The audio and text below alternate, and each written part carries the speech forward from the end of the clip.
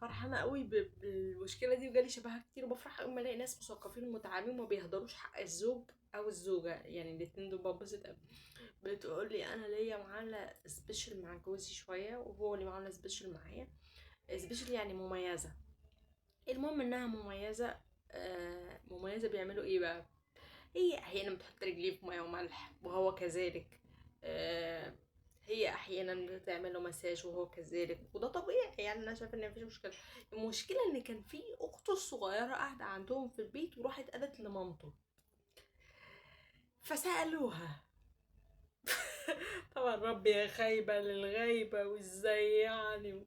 وطبعا مش من انصار، يعني طبعا بيبقى في معامله سبيشال وكل حاجه، بس احنا مش بنروح نقول لمامته، ولا هو يعني بيروح يقول لمامتي او بابا، بيتهيألي يعني.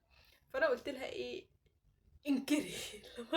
انكري جدا. لو كان حاطط رجليها في ميه، فاخته شافت الموقف ده، دخلت عليهم اقتحام يعني.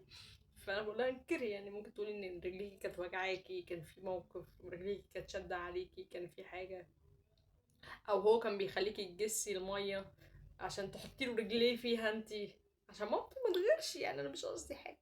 فيعني انا اتبسطت انها فاهمه، وما اتبسطتش بالموقف اللي احنا فيه. وتعامل الزوجه مع الزوجه بيبقى سبيشال يا جماعه، باتفاق بينهم. دي اسرار محدش بيعرف عنها حاجه غيرهم هما. بصراحه مش عارفه ايه اختك الصغيره دي عملت كده ليه، بس هي الحل كنت بخليها تجس الميه برجليها.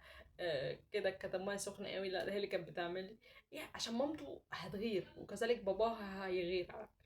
كذلك باباها لو عرف حاجه زي كده هيغير، فخلي الحكايه دي سر، وربنا يديمها سر ويحفظها بالزوال يعني. يا رب.